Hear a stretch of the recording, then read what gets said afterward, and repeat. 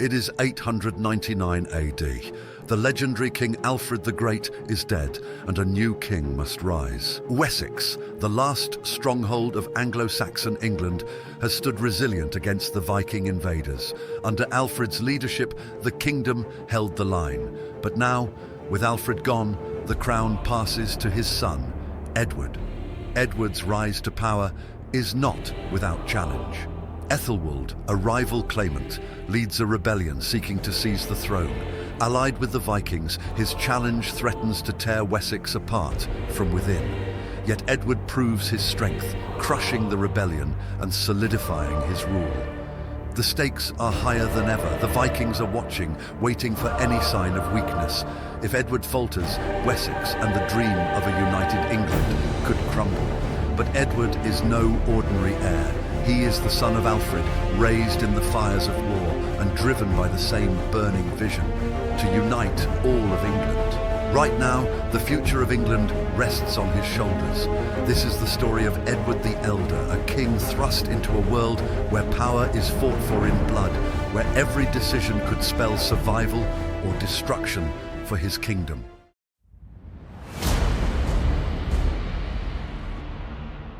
When Alfred the Great died on the 26th of October 899, his son Edward inherited more than just a crown. He inherited the monumental responsibility of holding together Wessex, the last true Anglo-Saxon stronghold. The kingdom, though strong, was surrounded by enemies, with the ever-present threat of Vikings, who still controlled much of Danelaw to the north. But Edward's obstacles were not only external. His greatest initial challenge came from within his own bloodline, Æthelflæd. Æthelflæd, Edward's cousin, posed the first serious threat to his reign. A son of Alfred's older brother, Æthelred I, Æthelflæd believed the throne should have been his by right. Almost immediately after Alfred's death, Æthelflæd declared himself king, seeking to capitalize on the uncertainty of a new reign. He didn't just question Edward's legitimacy. He actively raised an army, gathering support from parts of Wessex and even aligning himself with Viking forces. This rebellion posed an immense risk, not just because it divided loyalties within the kingdom, but because it opened the door to a Viking invasion. Æthelflæd was willing to invite foreign invaders into Wessex to further his own ambitions, undermining everything Alfred had fought to protect. For Edward, the rebellion was more than a personal affront. It was a potential collapse of the kingdom from within. In 902, this internal strife came to a head at the Battle of the Home, where Æthelwald's rebellion was finally crushed. Though Æthelflæd was killed, marking the end of his challenge to the throne, the battle itself revealed just how precarious Edward's hold on power had been. The cost of the rebellion was high, and it showed that Edward's greatest challenge as king wouldn't just be against the Vikings, but also maintaining internal unity in Wessex. But even after defeating Æthelflæd, Edward's problems didn't end. The Vikings, who had long held sway over northern and eastern England, were always watching. Their presence was a constant threat to the stability of Wessex. Edward had to navigate the delicate balance between military action and diplomacy. Some Viking leaders were open to truces, while others sought to exploit any sign of weakness. The Danelaw was a fractured territory, and the Viking warlords within it were just as likely to fight amongst themselves as they were to launch raids against Wessex. Edward had to be vigilant, knowing that any misstep could lead to a renewed Viking onslaught. Internally, Edward also faced the pressure of living up to his father's legacy. Alfred the Great was not just a military hero. He had reformed the laws, rebuilt the church, and laid the foundation for a united England. Edward inherited that vision, but with it came the burden of proving that he could be a king, worthy of the same respect. The ealdormen of Wessex, the powerful nobles who had served under Alfred, were loyal but cautious. They had fought alongside Alfred, and Edward knew that he had to win their trust through action, not just by right of blood. One of Edward's key allies in securing Wessex's future was his sister Æthelflæd, Lady of Mercia. She had been a powerful force in her own right, ruling Mercia with strength and intelligence after her husband's death. Together, they formed a powerful alliance between Wessex and Mercia, a crucial bond in the fight against the Vikings. But even within Mercia, there were those who were hesitant to fully unite with Wessex, and after Æthelflæd's death, Edward would have to navigate the fragile loyalty of the Mercian nobles. One of Edward's most trusted advisors was Plegmund, the Archbishop of Canterbury who had served his father. Plegmund provided spiritual legitimacy to Edward's reign, helping to secure the loyalty of the Church, a vital ally in maintaining order and stability in the kingdom. With Plegmund's support, Edward was able to assert his control not only over Wessex, but also over the territories he would later conquer.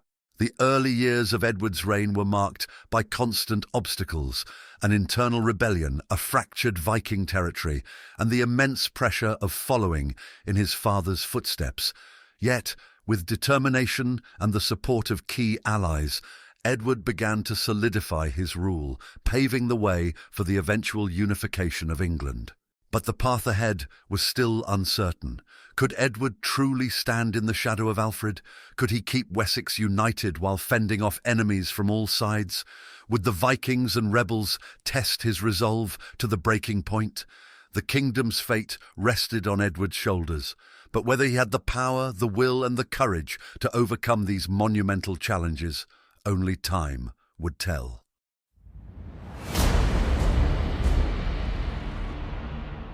It's 902 AD, and Edward has finally crushed Æthelwold's rebellion, but the road ahead is anything but easy.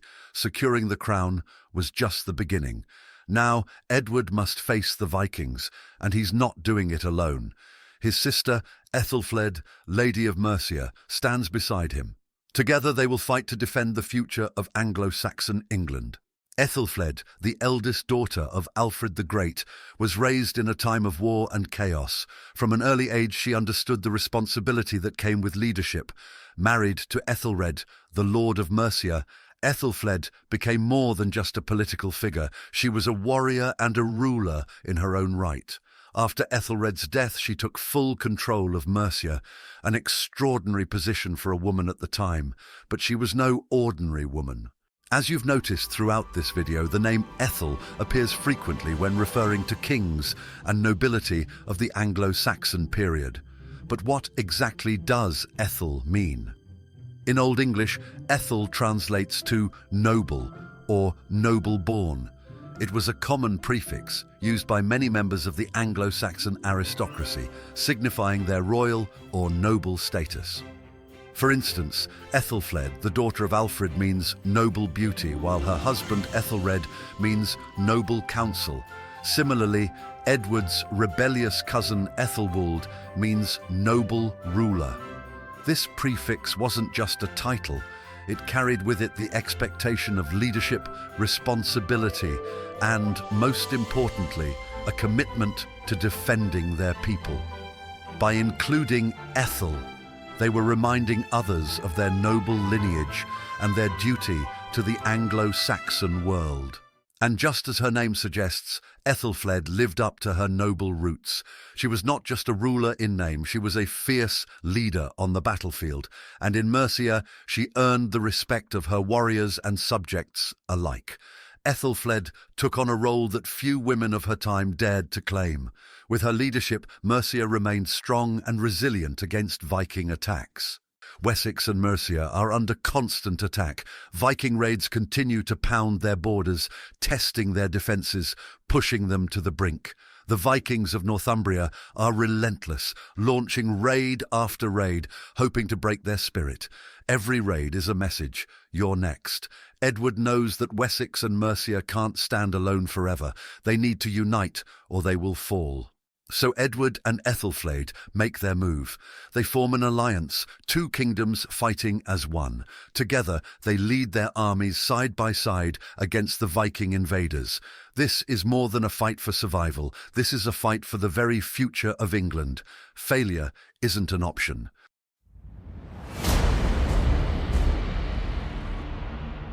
Then comes the moment that will define their reign, the Battle of Tettenhall in 910. The Vikings from Northumbria think they can deliver a crushing blow. They raid deep into Mercia, confident in their numbers, sure of their victory. But Edward and Æthelflæd won't let that happen. They gather their forces, a combined Anglo-Saxon army, and march out to face the Viking threat head-on. The stakes couldn't be higher. If they lose, the Viking grip on England tightens. If they win, they can start to push the invaders back, reclaiming their lands, their future. The battle was bloody, brutal and unforgiving. Viking shields clashed against Anglo-Saxon swords, and for a moment it's unclear who would emerge victorious. But in the end, Edward and Æthelflæd stand tall. The Viking army was shattered, their defeat devastating.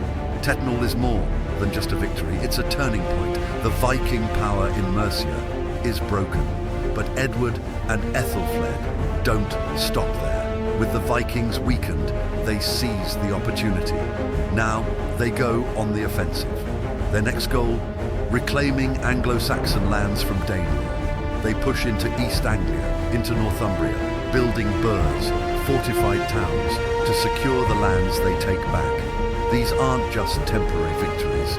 Edward and Æthelflæd make sure their gains are permanent.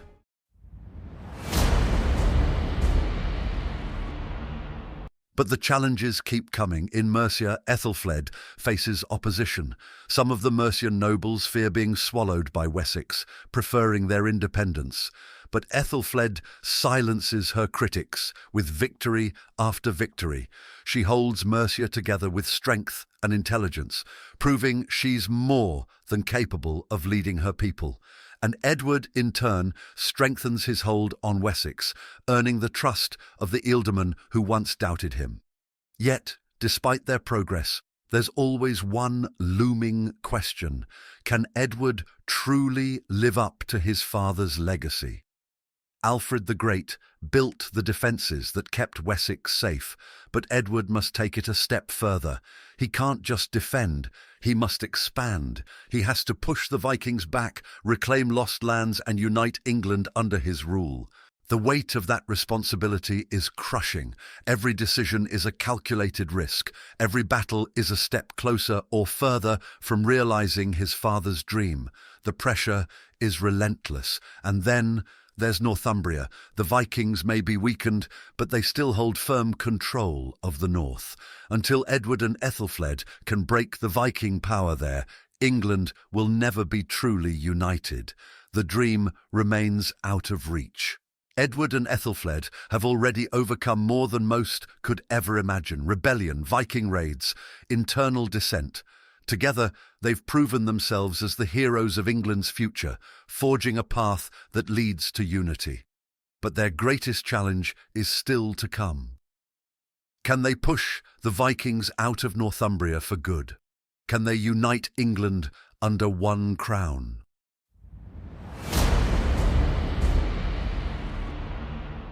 In the early 900s, Æthelflæd, Lady of Mercia, proved herself a formidable ruler and military leader, gaining control over several Viking-held territories in Northumbria. Her campaigns against the Vikings, notably her seizure of key towns like Derby and Leicester, were crucial in weakening Viking control in the region. Æthelflæd was planning to push further north and take York, but fate intervened. In 918, just as her military success was reaching its height, Æthelflæd tragically passed away, leaving Edward with the responsibility of continuing their shared vision of a unified Anglo-Saxon England. Her death was not just a personal blow to Edward, who had worked closely with her to defend and expand their territories, but a political one as well. Mercia was left leaderless, and its future uncertain. Edward acted swiftly, knowing that any delay could result in Mercia falling apart or being vulnerable to Viking retaliation.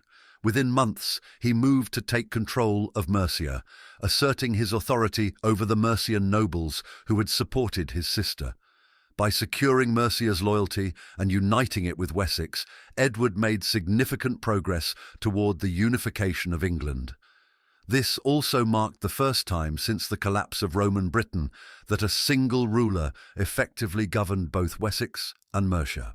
However, the greatest challenge remained. Northumbria was still under Viking control. Edward's final campaigns against the Northumbrian Vikings began in earnest by 920, when he launched a series of offensives aimed at breaking Viking power in the north.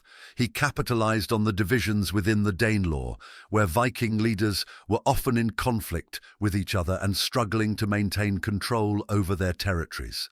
His approach combined military pressure with diplomacy, forcing Viking leaders to submit one by one. One significant victory in these campaigns came during the Battle of Corbridge, 918. Although primarily fought by Constantine II of Scotland and Ragnall Ua Emer, Edward's support and pressure on Viking territories in the south weakened their position, making the final conquest of Northumbria possible.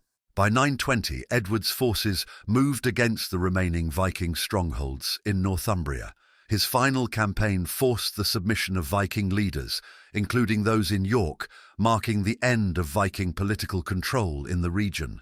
This campaign didn't culminate in a single decisive battle, but rather a series of smaller sieges, skirmishes, and diplomatic agreements that systematically broke Viking power in Northumbria. In the same year, the Welsh kings and the Scots also recognized Edward's overlordship, further solidifying his control over most of England. For the first time, all the major kingdoms, Wessex, Mercia, and Northumbria, were united under a single ruler. Edward had successfully realized the dream that his father, Alfred the Great, had fought so hard to achieve. Edward the Elder's ability to unite Wessex, Mercia, and Northumbria under one crown marked a monumental achievement in English history. With Æthelflæd's death, Edward bore the full weight of responsibility in pushing forward the Anglo-Saxon cause. By 920, England stood on the brink of unification, with the Viking threat significantly diminished. Edward's success laid the groundwork for his son, Aethelstan, who would later be the first to officially rule over a united England. As Edward the Elder's reign entered its final years, the vision of a united England was closer than ever before. By 920, Edward had successfully asserted control over Mercia, securing the loyalty of its people after the death of his sister, Æthelflæd. His influence stretched even further, with the Welsh kings, Scottish rulers, and even the Viking leaders of Northumbria acknowledging Edward's dominance. He had expanded his father's legacy, and for the first time there was a real possibility of uniting all the Anglo-Saxon territories under a single crown. Upon Edward's death, the throne did not immediately pass to his eldest son, Aethelstan. Instead, Æthelflæd, Edward's younger son, briefly ruled over Wessex, though his reign was cut short by his sudden death. This opened the way for Aethelstan, who ascended to the throne in 925. Aethelstan would go on to realize his father's dream of a united England, building upon the foundations laid by Edward. The elder king's legacy lived on through his son's accomplishments, bringing the vision of a united Anglo-Saxon kingdom closer to reality.